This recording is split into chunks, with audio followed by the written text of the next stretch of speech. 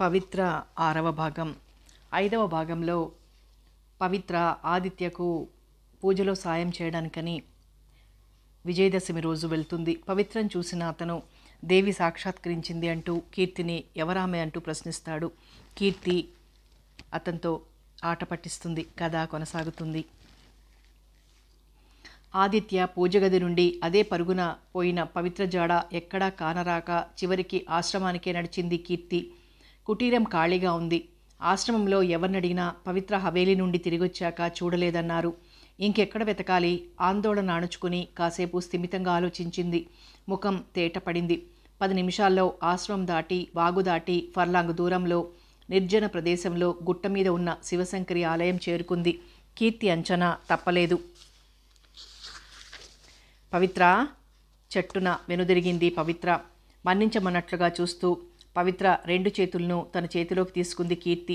కీర్తి ఆడిన నాటకం ఆశాంతం అర్థమైనట్లుగా తలదించుకుంది మౌనంగా. మనుషులు నిమిత్తమాత్రులు, మానవాతీత శక్తి ఆడించే నాటకంలో పాత్రలు అని స్వామి చెబుతుంటారు తెలుసా? ఇవాళ జరిగిన సంఘటనకు నేను కేవలం కారణమాత్రురాలినే, కానీ ప్రేరణ ఇంకేదో ఉందని నువ్వు నమ్మి తీరాలి పవిత్ర. ఆ సంఘటనకు కారకురాలినవటానికి ఎన్నో శక్తులు దోహదం చేశాయి. పవిత్ర కొంచెం ఆశ్చర్యంగా తలెత్తింది.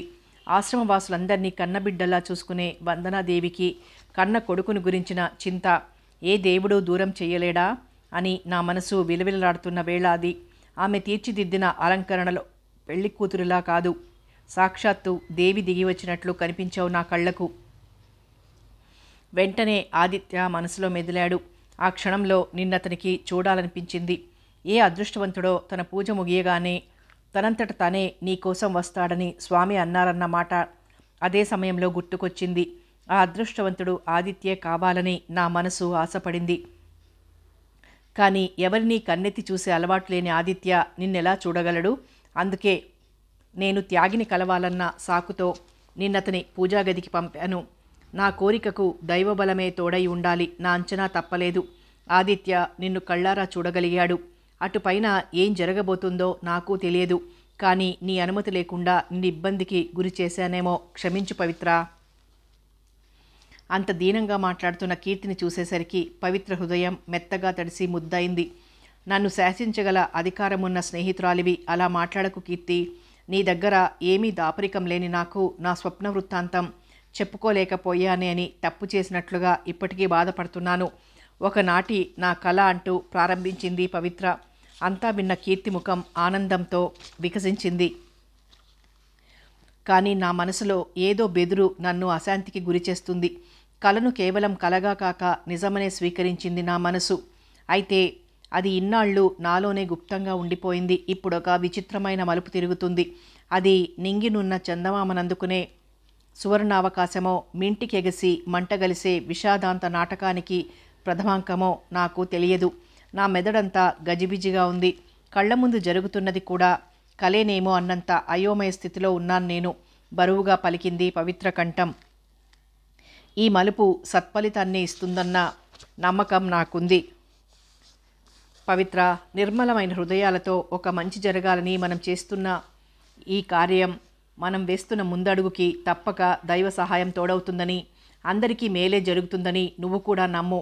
ఆ నమ్మికే మనకు శక్తి. నమ్మకమే ధైర్యం, నమ్మకమే దైవం, నిశ్చలంగా అంది కీర్తి.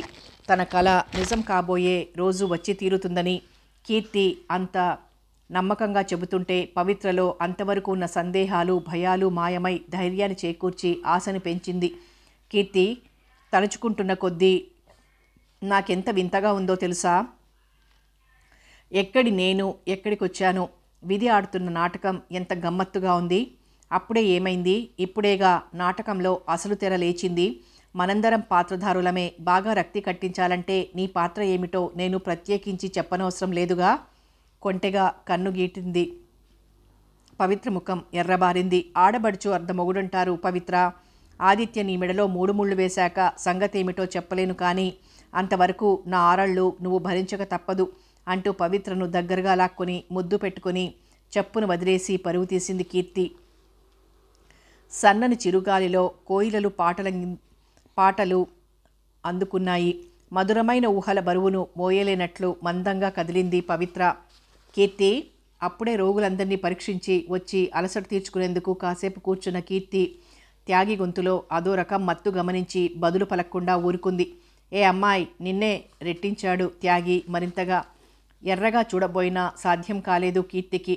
తలంటు పోసుకున్న పొట్టి ఉంగరాల జుట్టు సగం సగం ఆరుతుంటే అందంగా ముంగురులు నుదుటిపై నాట్యమాడుతున్నాయి. తలకు వేసుకున్న సాంబ్రాణి పొగ గుమగుమలు గాలిలో తేలితేలి వస్తున్నాయి. ఇవాళ ఎంత అందంగా ఉన్నావో తెలుసా, ధైర్యం చేశాడు త్యాగి. బిషగర్వులకు పైత్యము ప్రకోపించుచున్నది. శీఘ్ర పలాయన మెంతయ్యేని అభిలషణీయం వెక్కిరిస్తూ లేవబోయింది కీర్తి. చప్పున చేయిపట్టిలాగి కూర్చోబెట్టాడు త్యాగి. ఏమిటిది, మరీ బొత్తిగా కాతరలేకుండా? ఏదో మాట చెప్పాలంటే కుదురుగా వినవేం? సాధికారికంగా చూశాడు కీర్తికేసి. చెప్పేశావుగా. ఏం చెప్పాను? ఇవాళ ఎంత అందంగా ఉన్నానో తెలుసా వగైరాలు. అటుపైన ఇంకేం చెప్పబోతావో నాకు బాగా తెలుసు. వేశావు పప్పులో అడుగు, అదేం కాదు వెక్కిరించాడు త్యాగి. మరేమిటి? ఆశ్చర్యపడింది కీర్తి. ఇవాళ నువ్వు హవేలికి రావాలి. రాను రాను తడుముకోకుండా చెప్పింది కీర్తి. ఎందుకని? కారణములు రెండు. ఒకటి, తండ్రి గారికి స్వస్థత లేక మీ అమ్మగారు ఊరికెళ్లారని హవేలిలో లేరని తెలుసు కనుక. రెండు, ఒక బ్రహ్మచారి శతవర్కటములతో సమానము అని కూడా తెలుసు కనుక. చాలా పకపక నవ్వింది కీర్తి. అనుమాన పిశాచం. నేనేం నా కోసం రమ్మనలేదు నిన్ను. ఆదిత్య రమ్మని చెప్పాడు. చెప్పేశాను, నా పని అయింది. అటుపైన నీ ఇష్టం. ఉద్ధరింపుగా ముఖం ముడుచుకున్నాడు త్యాగి. ఏమిటి, ఆదిత్య నన్ను రమ్మన్నాడా? What a wonder! సంభ్రమంగా లేచింది కీర్తి. ఈ ఆసక్తిలో వెయ్యో వంతు నా మీద కనపరిస్తే ఎంత సంతోషించేవాడినో సణుక్కున్నాడు త్యాగి. నా శ్రద్ధ ఆసక్తి అన్నీ నీ మీదే త్యాగి. నీకింకెలా చెప్పాలి? కొన్ని రోజులు ఓపిక పట్టు. మనకు మంచి కాలం రాబోతోంది. ముందా సన్యాసి సంగతేమిటో చూసి రాని. ఇప్పుడిప్పుడే కథ రక్తి కడుతోంది. త్యాగి చేతిని ప్రేమగా నొక్కిపెట్టి వదులుతూ లేచింది కీర్తి. గడిచిన 10 రోజుల కాలంలో ఆదిత్య చిత్రంగా తయారయ్యాడు. దేవి అంటే ఇప్పుడు అతని కళ్ళ ముందు కొద్ది నిమిషాల పాటు మెరిసి విద్యుల్లతల మాయమైన పవిత్ర రూపమే మెదులుతూ ఉంది. ఎంతో కాలంగా తను విగ్రహంలో చూడగలుగుతున్న చైతన్య తేజవంతా పవిత్రతో పాటే మాయమైపోయినట్లుందతనికి. శుచి తనకు దేవి దర్శనమవుతుందని చెప్పింది. దేవి దయ్యం కాదు, నువ్వు చూసింది కేవలం ఒక మనిషిని. నీలాగే నాలాగే రక్తమాంసాలున్న మనిషిని. ఆ మనిషి పేరు పవిత్ర అంటుంది కీర్తి. ద్వైదీ భావాలతో సతమతమైపోతున్నాడు ఆదిత్య. కనపడని దేవి కోసం వెతుక్కోవటం తప్ప కనబడే దేవిని చూడలేవు నీ కళ్ళు. కీర్తి అన్న ఈ మాట కూడా నిత్యం అతని చెవుల్లో మారుమోగుతూనే ఉంది. పూర్వంలా పూజలు జపాలతో అతనికి రోజు గడవటం లేదు. పూజ చేద్దామని కూర్చుంటే విగ్రహంలో పవిత్రే కనబడుతుంది అతనికి. పూజలో మనసు లగ్నం కావటం లేదు. అలాంటి అయోమయ స్థితిలో ఉన్న ఒకానొక సమయంలో డాక్టర్ ప్రభ నవ్వుతూ వెళ్ళింది. మిస్టర్ ఆదిత్య, నవరాత్రులైతే చెకప్ చేయించుకుంటానని మాటిచ్చావు అంటూ. ప్రతిఘటించడానికి కూడా ఆదిత్య సిద్ధంగా లేడప్పుడు. డాక్టర్ ప్రభ అతన్ని పరీక్షించి ఏ జబ్బు కనబడక రక్త పరీక్ష చేయిస్తానని బ్లడ్ తీసుకుని వెళ్ళిపోయింది. తను చేతకాని పని ప్రభ వలన జరిగినందుకు కీర్తి త్యాగి ఎంతో సంతోషించారు. ఆదిత్య, నన్నెందుకో రమ్మన్నావట? ఒంట్లో ఎలా ఉంది? కీర్తి ఆప్యాయంగా అడిగింది. నా ఆరోగ్యానికేం బాగానే ఉంది. ఎటొచ్చి ఏదో అశాంతి నేను సరిగా వ్యక్తం చేయలేకపోతున్నాను. ఆ రోజు ఆ అమ్మాయిని చూసి ఒక్కసారిగా నేను భ్రమపడిన మాట నిజమే. అది భ్రమ అని తెలుసుకున్నాక కూడా కళ్ళ ముందు నుండి ఆ రూపం తొలగటం లేదు. దేవి అని పూజించలేక, మనిషి అని మానేయలేక నేను పడుతున్న బాధ. కీర్తి పక్కున నవ్వబోయి బలవంతాన ఆపుకుంది. సరేలే, దానికేం, ఆ సంగతి అలా ఉండని నన్నెందుకు పిలిచావు అంది అమాయకంగా ముఖం పెట్టి. నాలో రోజురోజుకి అశాంతి పెరిగిపోతుంది కీర్తి. అది పోయే ఉపాయం చెప్పగలవేమోనని. చెప్పనా? ఆదిత్య మాట పూర్తి కాకుండానే ఉత్సాహంగా అంది. చెప్పు. అఖండ చండీ జపం 6 వారాలు చెయ్యి. అశాంతి అదే ఎగిరిపోతుంది. పైకి నవ్వకపోయినా కీర్తి పెదవుల వెనక ఎంత నవ్వు దాచిపెట్టుకుందో ఆదిత్యకు అర్థమైంది. మౌనంగా కూర్చున్న ఆదిత్య చిన్నబుచ్చుకున్నాడనిపించింది కీర్తికి. ఆదిత్య, కోపం వచ్చిందా? జాలిగా అడిగింది. చచ్చా, నా తోబుట్టు లాంటి దానివి. నీ మీద కోపమేమిటి కీర్తి? నా మాటలు మీకందరికీ నవ్వులాట కావచ్చు, కానీ నా అనుభవం వింటే. అనుభవమా? వింతగా చూసింది కీర్తి. అవును కీర్తి, ఎప్పుడు ఇంతవరకు నేను ఎవ్వరి ముందు చెప్పలేదు, కనీసం అమ్మ ముందర కూడా.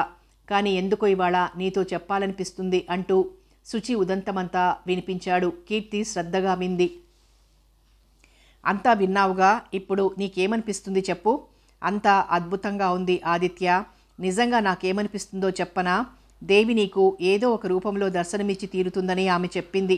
అది అక్షరాల నిజమనిపిస్తుంది నాకు. స్వామి అందరిలోనూ పరాంబిక ఉన్నది. ఆమె లేని చోటంటూ ఎక్కడా లేనే లేదంటారు. అయితే ఒక్కొక్కరికి ఒక్కొక్క రూపంలో చేరువ కావచ్చు ఆమె. ఇన్నాళ్ల ఆరాధనానంతరం పవిత్రను చూసి నువ్వు దేవి అని భ్రమపడ్డావంటే అది భ్రమే అని ఎందుకనుకోవాలి? నిజమేనేమో. దేవి పవిత్ర రూపంలో నీకు చేరువవుతుందేమో. ఆదిత్యకు తన మాటల్లో ఎలాంటి సంకోచమూ రాకుండా నమ్మకంగా అంది కీర్తి.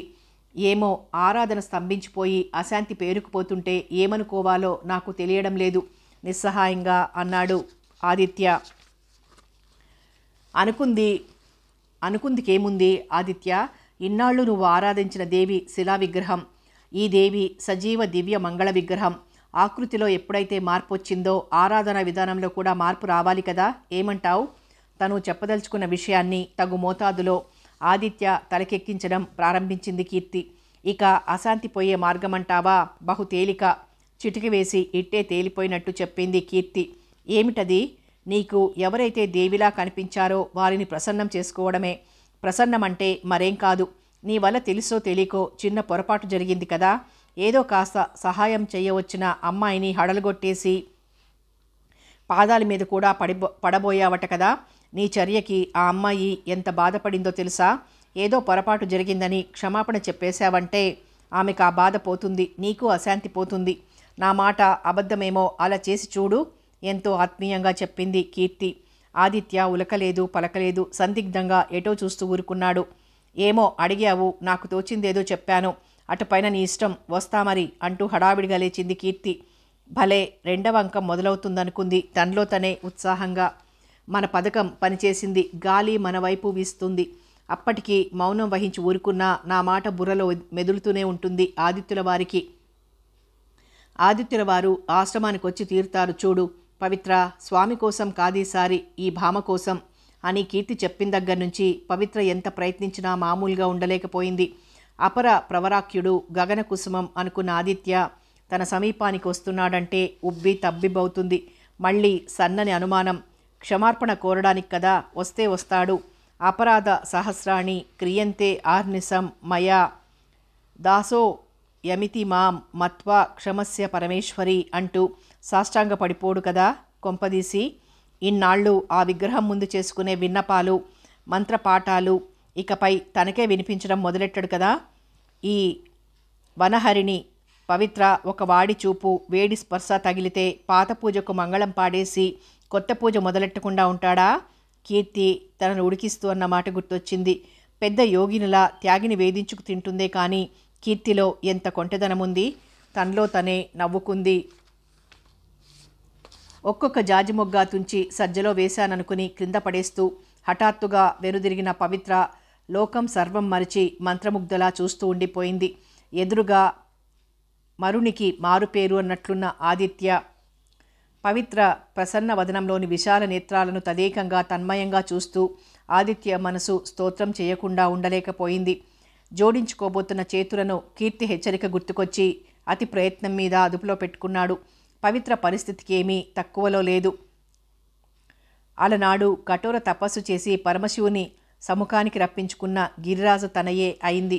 పొరబడ్డానని క్షమాపణ చెప్పాలా? లేదు లేదు, తను పొరబడలేదు. ఈ అసమాన సౌందర్య రాశి, అఖండ తేజోమూర్తి దేవి కాక ఇంకెవరు? దేవి దేవి అతను బాహ్య ప్రపంచాన్ని మరిచి అంతరంగంలోని ఊహాదృశ్యాలను తిలకించనారంభించాడు. పవిత్ర నవ్వుతోంది. ఆ నవ్వు చిరుగజ్జల గలగలల్లా ఉంది. పిల్ల గాలిలో పిల్లను గ్రోవి గింగుర్లు తిరుగుతున్నట్లుంది. వెన్నెల ముద్దల తేనె సోనల స్వచ్ఛంగా మాధుర్యంగా ఉంది. దేవి అట దేవి, ఇక్కడేం దేవి ఉందిగా నీ పూజామందిరంలో? అరమోడ్పు కన్నుల అందాల బొమ్మ తీక్షణంగా చూసింది. నన్ను దేవి అనకు, నా పేరు పవిత్ర. ఆ అరమోడ్పు కన్నులు తెరుచుకుంటే నీ కళ్ళలాగే ఉంటాయి. ఆ బొమ్మకు చైతన్యం వస్తే నీలాగే ఉంటుంది. నా దేవి సాకారమై వచ్చింది. నా తపన ఫలించింది. నా అన్వేషణ ముగిసింది. పవిత్ర, నాకు నువ్వే కావాలి, నువ్వే కావాలి. ఆవేశంగా పవిత్ర రెండు చేతులు పట్టుకున్నాడు. టంగ్ టంగుమంటూ ఆశ్రమంలో గంట మోగింది. నేను వెళ్ళాలి, ప్రార్థన వేళైంది. పవిత్ర మెత్తని కంఠం. నేను విడిచిపెట్టలేను. ఇంతకాలానికి దొరికిన పెన్నిధిని జారవిడ్చుకోలేను. మరింత ఆర్తిగా పవిత్ర చేతులను కళ్ళకద్దుకున్నాడు. మళ్ళీ గంట మోగింది. ఎవరో పవిత్రను తన నుండి బలవంతాన తీసుకొని పోతారన్న ఆరాటం. దేవి దేవి కలవరిస్తున్నట్లు అంటున్నాడు ఆదిత్య. నిజానికి ఆ 2 మాటలే అతని నోట వచ్చినవి. అంతవరకు అతని చూపులకు బందీగా చిక్కి లోకాన్నే మర్చిపోయిన పవిత్రకి అతని కంఠస్వరం వినగానే తెలివొచ్చినట్లయింది. ప్రవరుడు కాదు, మన్మధుడు కాదు కాదు, ఆదిత్య. ఒకనాటి తన కల. అమ్మో, ఇంకేమైనా ఉందా? పవిత్ర సిగ్గుతో ఎరిపెక్కిన ముఖంతో పరుగు తీసింది. ఆదిత్య కంఠమే చెవుల్లో మారుమోగుతుంటే శివపార్వతుల విగ్రహాల ముందు కృతజ్ఞతగా మోకరిల్లింది పవిత్ర. వెనక ఏదో సన్నని సవ్వడి వెనుదిరిగింది. తనకేసి తదేకంగా చూస్తున్న ఆ సుమసరుడు ఆదిత్య తన కోసం, కేవలం తన కోసం. పవిత్ర మనసు శరీరం ఆనందంతో వశం తప్పుతుంటే కీర్తి మాటలు చెవుల్లో గింగురుమన్నాయి. కలల నటరాజు కంటపడగానే మైమరిచి అలాగే నిల్చుండిపోయేవు సుమా, జాగ్రత్త, దర్శనమే గగనము అనిపించేయాలి ఆదిత్యకు. తటిల్లతల మాయమైంది పవిత్ర. 2వ రోజు తిరిగి మరుసటి సంధ్యవేళ ఆదిత్య కాళ్ళు అప్రయత్నంగా నడిచొచ్చాయి ఆశ్రమానికి. అప్పుడే అటుగా వస్తున్న రాఘవను. ఆ సమయంలో ఆదిత్య రాక వింతగా తోచింది. ఆదిత్య, ఏమిటిలా వచ్చావు? స్వామి కోసమా అన్నాడు.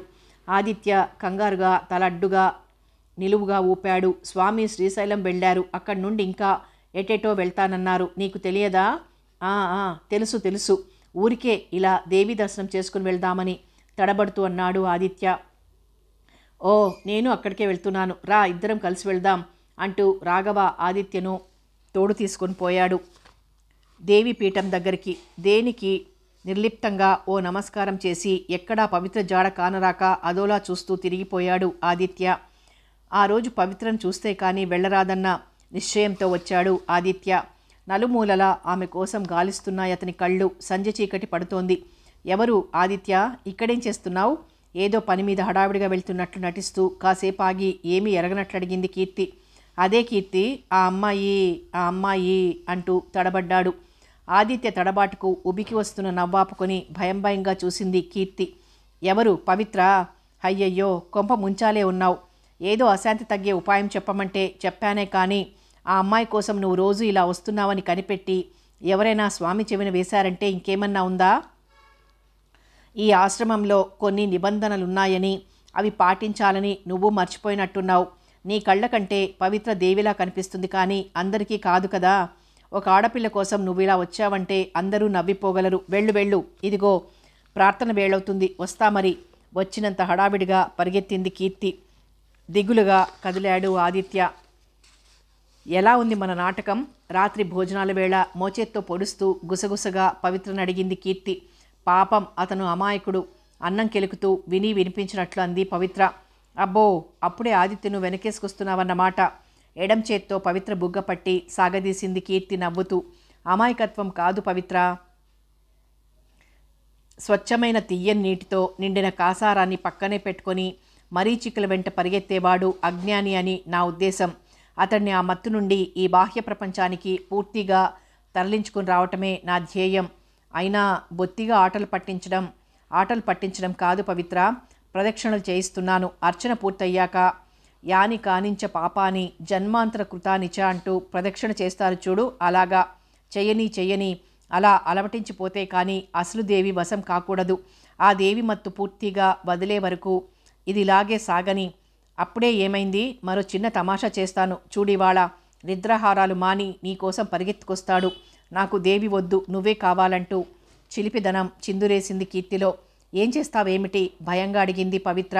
ఆహా, అంత సులువుగా చెప్తానా? ఆదిత్య నోటనే విందుగానిలే. నవ్వుతూ లేచింది కీర్తి. ఆదిత్యకు పచ్చివెలక్కాయ గొంతున పడ్డట్లయింది.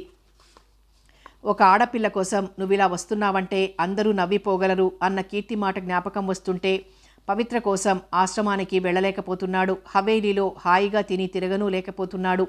పూజా పునస్కారాలెప్పుడో బూజు పట్టాయి. ఇక దేవి దర్శనమంటావా? దేవి లేనిదెక్కడ చెప్పు?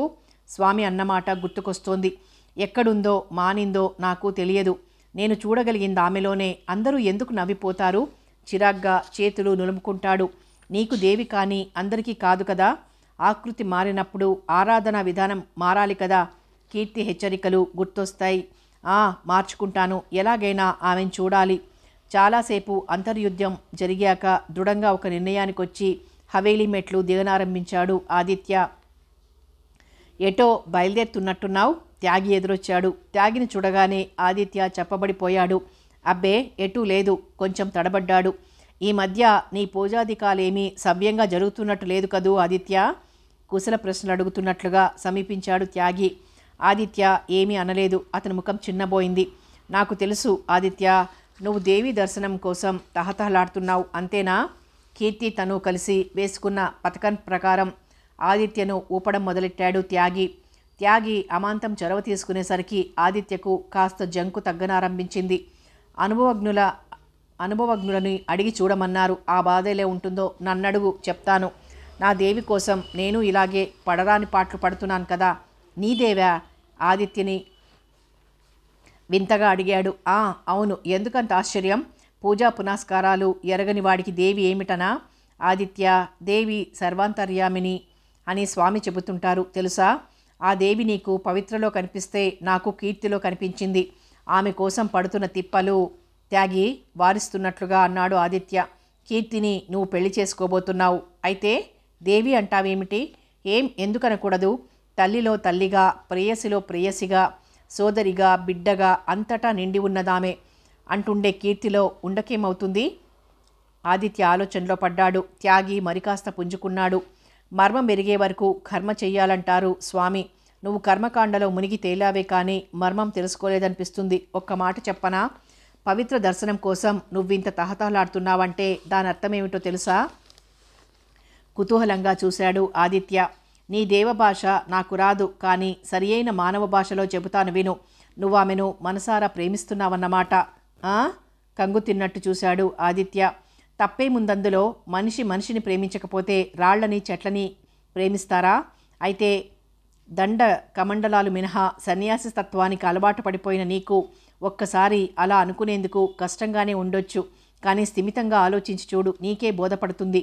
ఆదిత్య ఎటూ తేల్చుకోలేని అయోమయ స్థితిలో ఉన్నాడని త్యాగికి బాగా రూఢి అయింది. నీకిప్పుడు బోధపడి మాత్రం ఏం ప్రయోజనంలే. ప్రేమ మాట దేవుడెరుగు. ఇకపై నీకా అమ్మాయి కంటికి కూడా కనిపించకపోవచ్చు. త్యాగి అప్పుడే ఏదో విపత్తు సంభవిస్తున్నట్లు చలించిపోతూ అన్నాడు ఆదిత్య. స్వామి పవిత్రకు పెళ్లి చేసేయబోతున్నారు. నేడో రేపో ఏ అదృష్టవంతుడో వస్తాడు. స్వామి తీసుకొస్తారని నా అంచనా. అతగాడు కాస్త పవిత్రమిడలో 3 ముళ్ళు వేసి ఆ అమ్మాయి చేయి పట్టుకొని చక్కా తీసుకుపోతాడు. చివరకు నీకు మిగిలేది నీ పూజగదిలోని బొమ్మ మాత్రమే. త్యాగి, ఏమిటి నువ్వంటున్నది? మనసులోని అలజడి అంతా ఆదిత్య ముఖంలో స్పష్టంగా తెలుస్తోంది. నా మాట అబద్ధమనుకుంటే కీర్తిని అడుగు. తనకు తోడు దొంగ కీర్తిని సాక్ష్యం పెట్టేసి గడుసుగా తప్పుకున్నాడు త్యాగి. ఆదిత్య ముఖం వెలవెలబోతుంటే ఇంజెక్షన్ ఇవ్వడం అయింది. ఇక నెమ్మదిగా పనిచేస్తుందిలే అనుకుంటూ ధీమాగా లోపలికి వెళ్ళిపోయాడు. కీర్తి తనకు చేరువ కాబోతున్న శుభగడియల్ని తలుచుకుంటుంటే అతనికి నేల మీద కాళ్ళు అనటం లేదు. ఆ రాత్రంతా ఆదిత్యకు నిద్ర రాలేదు. త్యాగి మాటలే చెవుల్లో ఉన్నాయి.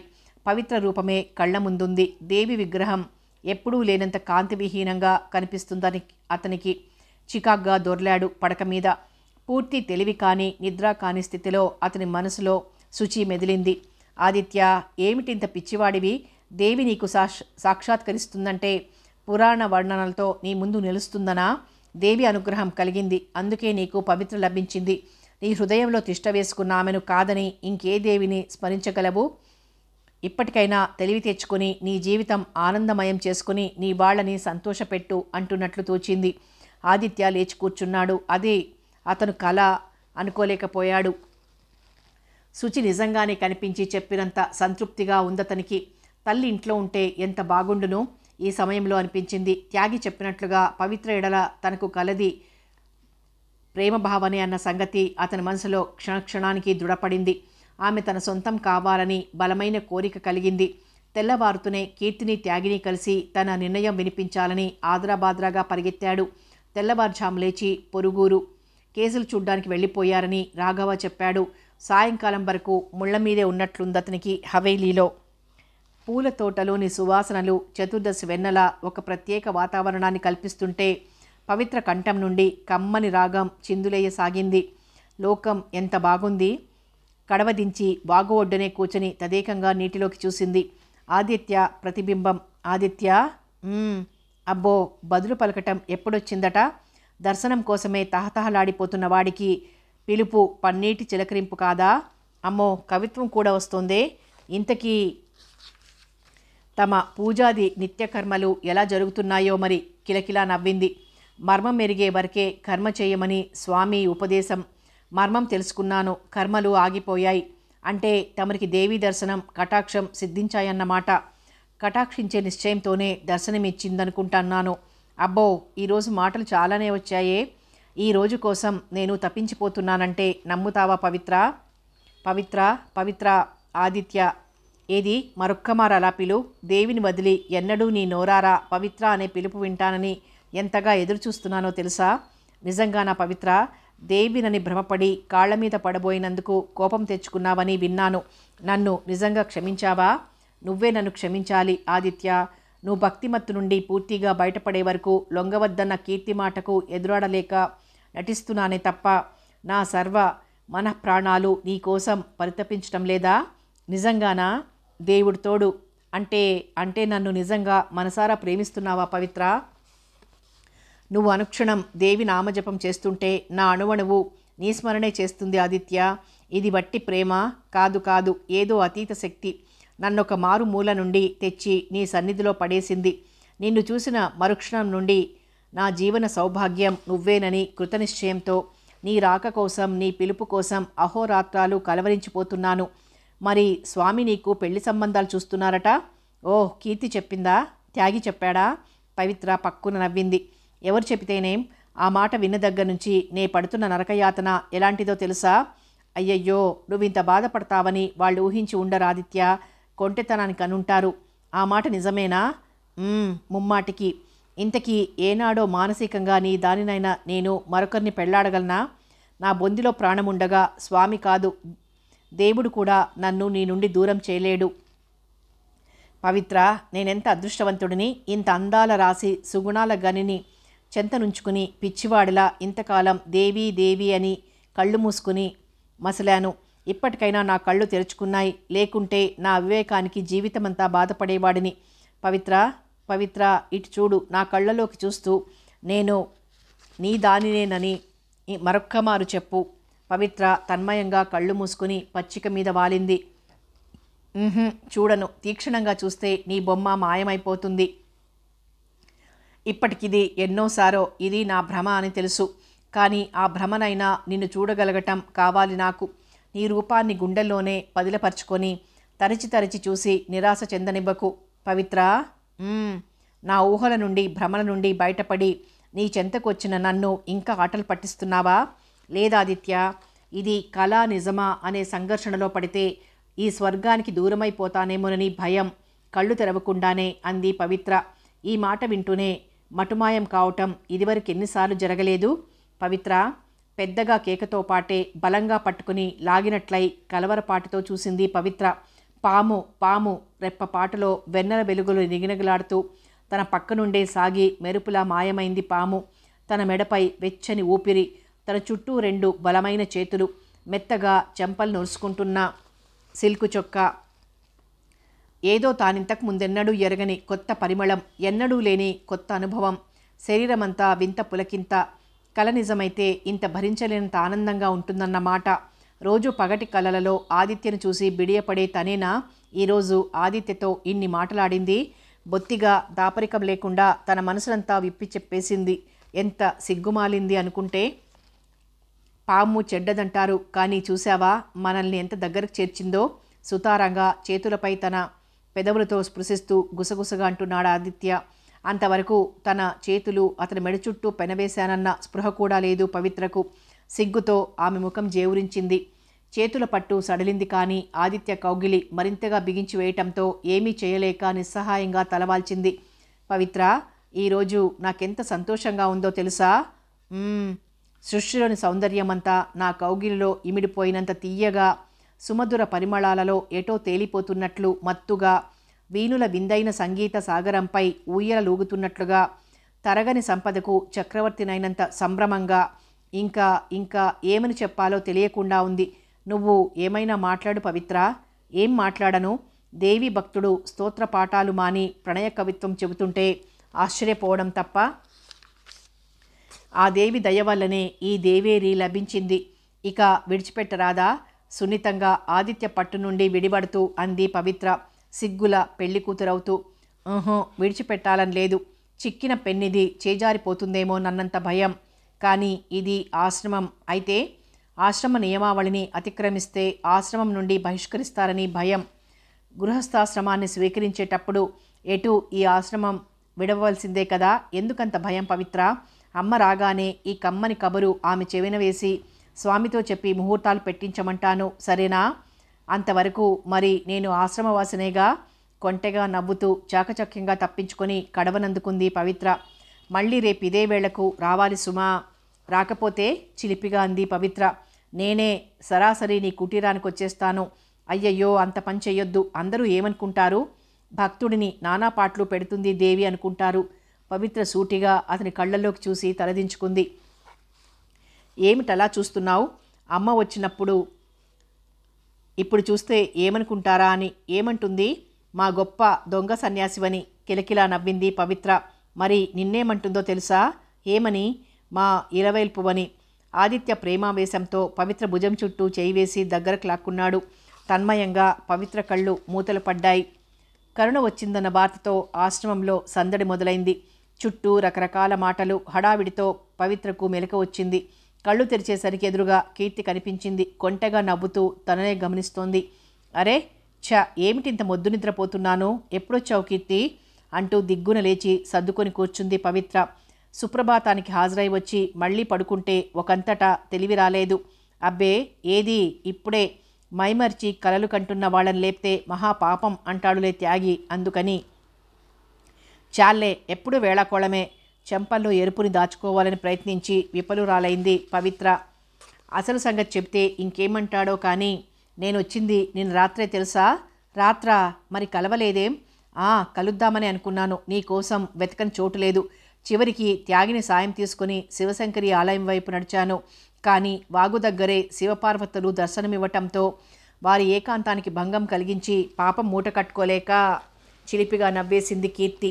పవిత్రకు సిగ్గుతో ముఖం జేవురించింది. చాలాసేపు వరకు ఏమీ మాట్లాడలేక చేతివేళ్లు రుద్దుకుంటూ ఉండిపోయింది. మన పథకం బాగానే పనిచేసిందంటావా? పవిత్ర గడ్డం పట్టి ఎత్తి మరింత కవ్వింపుగా అంది కీర్తి. నీ రుణం ఎలా తీర్చుకోవాలో తెలియటం లేదు కీర్తి. అమ్మమ్మ, దానికేముంది? రుణం తీర్చకపోతే నేను మాత్రం సామాన్యంగా వదులుతాననుకున్నావా? వేగం ఒక మేనల్లుడిని కనిచ్చావంటే అప్పుడు హాయిగా కూతుర్ని కన్నా పర్వాలేదని నీ ఎత్తు. అక్షరాలా పవిత్ర, అలాగే జరగాలని నాకెంత కోరికగా ఉందో తెలుసా? ఇన్నాళ్లకి నా మూగ ప్రార్థనలను దేవుడు విన్నాడనిపిస్తుంది. నాకెంత సంతోషంగా ఉందో చెప్పలేకపోతున్నాను. ఈ సమయంలో త్యాగి ఉంటే ఎంత బాగుండును. ఎందుకు? ఇన్నాళ్లకు బయటపడి నోరారా మనసులోని కోరికను చెప్తున్నందుకు. కీర్తి మామూలు అందరి ఆడపిల్లల్లాగే సిగ్గుపడిపోయింది. తొలి రోజు పొరుగుర్లో కేసులు చూడ్డానికి వెళ్తున్నప్పుడు త్యాగి చేసిన అల్లరంతా గుర్తొచ్చి చెంపలు ఎర్రబారై అంతలోనే సర్దుకొని వాచి చూసుకుంది. అరరే, ఎంత టైం అయిపోయింది. హాస్పిటల్కి వెళ్ళాలిగా. ఇంతకీ వచ్చిన సంగతి మర్చిపోయాను. కరుణ వచ్చేసింది తెలుసా? అలాగా? ఎప్పుడు? కాసేపటి కిందటే. ఎంత మారిపోయిందనుకున్నావు? స్వామి చెప్పినట్టే జరిగింది. ఎవ్వరి దగ్గర పట్టుమని 2 రోజులైనా ఉండలేక విలవిల్లాడుతూ వచ్చేసింది. జన్మలో ఆశ్రమం వదిలి వెళ్ళాలని చెంపలేసుకుని మరీ ఏడ్చింది. రా, మనము ఒకసారి పలకరిద్దాం. పవిత్ర చెయ్యందుకొని లేచింది కీర్తి. శివపార్వతుల విగ్రహాలకు ముమ్మారు ప్రదక్షిణం చేసి ముందుకొచ్చి కళ్ళు తెరిచేసరికి మందస్మితం చేస్తూ ఎదురుగా నిల్చున్నాడు ఆదిత్య. అబ్బా, రావేమోనని ఎంత గిజగిజలాడానో తెలుసా? చనువుగా పవిత్ర చేతుల్ని తన చేతుల్లోకి తీసుకుంటూ అన్నాడు. రాకూడదని అనుకున్నాను, కానీ రాకుండా ఉండలేకపోయావు, అవునా? అదేం కాదు. ఈ భక్త శిఖామణి కుటీరానికి వేంచేస్తాడేమోననే భయపడొచ్చాను. సన్నగా చేతులు విడిపించుకుంది. వస్తే ఏం? హవ్వా, ఇంకేమైనా ఉందా? కొంప మునగదా? ఎవరి కొంప మునగదు పవిత్ర. నేనేం తప్పు చేయటం లేదు. నేను చాలా పట్టుదల మనిషిని. నా మనసుకు నచ్చింది లభ్యమయ్యే వరకు నిద్రపోలేను. నేను పట్టుదలతోనో మూఢంగానో చేసిన పూజల ఫలితం ఊరికే పోలేదు. ఈ దేవి ప్రసన్నమైంది. ఒక్కరోజు కూడా నిన్ను చూడకుండా ఉండలేనిక. ఎవరేమనుకోని నిన్ను చూడాలి నేను అంతే. బలంగా పవిత్రను దగ్గరకు లాక్కొని ఆమె తలను గుండెలు కానించుకొని మైమర్చిపోయాడు ఆదిత్య. పెళ్ళయ్యేంత వరకైనా నేను ఆశ్రమవాసనని మర్చిపోరాదా స్వామి? అనుభూతులు మాధుర్యం రంగరించి మందంగా గుసగుసలాడింది పవిత్ర కంఠం. ఇంకెన్నాళ్ళీ ఆశ్రమవాసం? ఎల్లుండే అమ్మ వచ్చే రోజు రాగానే చెప్పేస్తాను. నాలో ఇలాంటి మార్పును చూడాలని ఆమె ఎంతగా వేగిపోతుందో తెలుసా పవిత్ర? మళ్ళీ నేనెక్కడ మనసు మార్చేసుకుంటానోనని భయపడి తొందరలో మన పెళ్లికి ఏర్పాట్లు చేయకపోతే నన్ను ఆదిత్య అని పిలవకు. అప్పుడు నువ్వు అనునిత్యం నా కళ్ళ ముందే ఉంటావు. ఆ విశాల నేత్రాల్లోకి చూస్తూ ప్రపంచం సర్వం మర్చిపోయి తన్మయావస్థలో పడిపోతున్నాడు ఆదిత్య. ఇప్పటినుంచే మర్చిపోతే ఎలా? వదులాదిత్య. తన కోరికలను ఎంతగానో అణుచుకుంటూ నిగ్రహంతో నెమ్మదిగా అతని నుంచి దూరంగా జరిగింది పవిత్ర. ఆదిత్య ప్రపంచమంతా జయించిన వాడిలా ఉన్నాడు. ఇలా మైమర్చిపోతే ఇక అయినట్లే. కొన్నాళ్లు భక్తిమత్తులో పడి ఉన్నాడు. ఇప్పుడు ప్రేమ పిచ్చిలో పడ్డాడని అందరూ ఎగతాళి చేస్తారు. సన్నగా నవ్వుతూ హెచ్చరించింది పవిత్ర. నాకది కష్టంగా ఉండదా? బేలగా చూస్తూ అడిగింది. ఇంత అపురూపంగా దొరికిన నిన్ను కష్టపెడతానా? నీకోసం, నీ ఆనందం కోసం ఏమైనా చేస్తాను. నిజంగానా? సంతోషంగా చూసింది పవిత్ర. అయితే స్వామి చెప్పినట్లు ఎందుకు చేయకూడదు? మానవ సేవే మాధవ సేవ అని చెబుతారు కదా స్వామి. ఆదిత్య ఏదో గుర్తు తెచ్చుకుంటూ తలూపాడు. అవును పవిత్ర, నాకు స్వామి బోధ బాగా గుర్తుంది. నేను ఇంజనీర్ని. నా ధర్మాన్ని విస్మరించి ఇన్నాళ్ళు మరో లోకంలో ఉన్నాను. అది నా ఒక్కడికే సంతృప్తినిచ్చింది తప్ప ఒకరికి ఉపకారం చేయలేదు. ఇకపై చూడు నేనెంత మారిపోతానో. కీర్తి, త్యాగి పొరుగుర్లు వెళ్ళి వచ్చినప్పుడల్లా ఫిర్యాదు చేస్తూనే ఉంటారు. బాటలు సరిగ్గా లేవని, తాగేందుకు మంచినీరైనా దొరకదని. చుట్టుపక్కలుండే బీద ప్రజల కోసం తలుచుకుంటే నేను చేయగలిగిందెంతో ఉంది. చేస్తాను, చేసి చూపిస్తాను. నువ్వు నా పక్కనుంటే ఏమైనా చేస్తాను పవిత్ర, దృఢంగా అంటున్న ఆదిత్యలో పట్టుదల చూసి మురిసిపోయింది పవిత్ర. స్వామి సంతోషిస్తారు. వందనాదేవి ఆనందానికి హద్దులుండవు. ఎన్నాళ్లుగానో ఒకటవ్వాలని ఎదురుచూస్తున్న కీర్తి, త్యాగి దంపతులవుతారు. హవేలీ మధుర నాదాలతో మారుమ్రోగిపోతుంది. ఆశ్రమంలో అంతా పండగ చేసుకుంటారు. ఎంత అదృష్టవంతురాలు తను! ఈ పారవస్యానికి అర్థం ఏమిటో మరి. ఆదిత్య వెనగ్గా వచ్చి భుజం మీద చేయి వేయబోయాడు. దూరాన ఏదో సడి వినిపించింది. పవిత్ర త్రుటిలో అక్కడి నుండి మాయమైపోయింది. కాసేపట్లో రాఘవాటుగా వచ్చాడు. ఆదిత్య, నువ్వా? ఇక్కడేం చేస్తున్నావు అంటూ. ఈ తోట, ఈ వాగు, ఈ గుడి వాతావరణం చాలా బాగుంది కదూ రాఘవా? ఆదిత్యను వింతగా చూశాడతను. అవును, కానీ నువ్వు దేవీ దర్శనానికి వచ్చావనుకున్నాను అదోలా అన్నాడు. అవును, దేవి దర్శనం అయిందిలే, వస్తా మరి. నవ్వుతూ సాగిపోయాడు ఆదిత్య. జీవం లేని నవ్వు రాఘవ పెదాలపై మెదిలింది వెన్నెల వెలుగులో. రకరకాల పూలరాసులు చుట్టూ పోసుకొని దండలల్లడానికి దేవి పీఠం వద్ద కూర్చుందే కానీ పవిత్ర మనసంతా ఎక్కడో ఉంది. ఆదిత్య తల్లిని తీసుకురావడానికి స్వయంగా స్టేషన్కి వెళ్ళాడు. వెళ్లే ముందు కీర్తి, త్యాగిని కలిసే నెపంతో వచ్చి పువ్వులేరుతున్న తన చెవిలో గుసగుసగా ఎంత గమ్మత్తుగా చెప్పి వెళ్ళాడా ఆ మాట. పవిత్ర, అమ్మని తీసుకురావటానికి వెళ్తున్న దేవి కరుణించి వరాలిచ్చేసింది. పెళ్లి జరిపించటం ఆలస్యం నీదే అని అక్కడే చెప్పేస్తా. ముసిముసిగా తనలో తనే నవ్వుకుంది.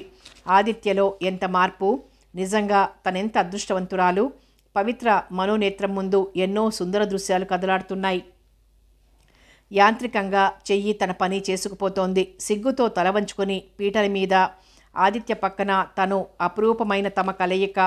పసిబిడ్డడితో హవేలీలో అడుగుపెడుతున్న తనను ఉప్పొంగిపోతూ ఎదురొచ్చి దిష్టి తీసి గుండెలకి హత్తుకుంటున్న వందనాదేవి. అలా అలా ఒక దృశ్యం తర్వాత ఒక దృశ్యం. పవిత్ర, ఆ పిలిపేమిటో నెత్తి మీద సుత్తితో మోదినట్లనిపించింది. కలవరంగా చూసింది. ఎదురుగా రాఘవ. అతని ముఖంలో వర్ణించ నలవి కాని అలజడి. ఈ ఘోరం విన్నావా? ఆదిత్యకు కారు ప్రమాదం జరిగింది. స్పృహ తప్పి పడి ఉంటే తోవన పోతున్న వాళ్ళెవ్వరో చూసి ఇప్పుడే ఆశ్రమానికి తీసుకొచ్చారు. అంతే. పవిత్ర చెవులకేమీ వినపడ్డం లేదు. మనసులో తుఫాను. చెవులు హోరెత్తిపోతున్నాయి. కళ్ళకేమీ కనబట్టం లేదు. పట్టపగలే చిట్ట చీకటిగా మారింది. అలా ఎంతసేపో. పవిత్ర పవిత్ర భుజాలు పట్టి కుదుపుతున్నారెవరో. శిలాప్రతిమకు చైతన్యం వచ్చినట్లు నిస్తేజంగా చూసింది. అంతవరకు చేతిలో నవనవలాడుతున్న పూలదండ పిడికిళ్ల మధ్య బిగుసుకుని కమిలిపోయి ఉంది. బెదురుగా తలెత్తింది. ఎదురుగా కీర్తి. త్యాగి నేను ఆశ వదులుకోలేదు పవిత్ర. మా సాయశక్తులా ప్రయత్నిస్తున్నాం. కానీ ఆదిత్యది RH నెగిటివ్. అతనికి ఎవరి రక్తమూ సరిపోవటం లేదు. సమయానికి ధైర్యం చెప్పే స్వామి రాలేదింకా. ఎందరెందరో కనిపిస్తున్నారు, నీ జాడలేదు. చూద్దామని ఇలా పరుగు పరుగునొచ్చాను. దిగులు చెందక ధైర్యంగా ఉండు. ఆదిత్య నీకోసమైనా బతికి తీరుతాడని ధైర్యంగా ఉంది నాకు. కీర్తి కంఠం వణికింది. పవిత్ర దిగ్గున లేచింది. కీర్తి, ఆదిత్య బతకాలి, బతికి తీరాలి. నా రక్తం సరిపోతుందేమో చూడండి. కీర్తి కళ్ళల్లో చిన్న వెలుగొచ్చింది. ఆశగా మారు మాట్లాడకుండా పవిత్ర చేయి పట్టుకుని బరబరా లాక్కుపోయింది. పవిత్ర రక్తం పరీక్షించారు. కానీ సారీ అన్న త్యాగి మాటతో పవిత్ర ఒంట్లో రక్తమంతా నీరైనట్లుగా కూలిపోయింది. ఒకే ఒక్క ఆశ, తన రక్తంతో బతుకుతాడని. కాలేదు, ఆగిపోయింది. ఇక లాభం లేదు. నోటిలో చెంగు కుక్కుని తన కుటీరంలోకి ప్రవేశించి తలుపులు బిగించుకుంది. కథ కొనసాగుతుంది.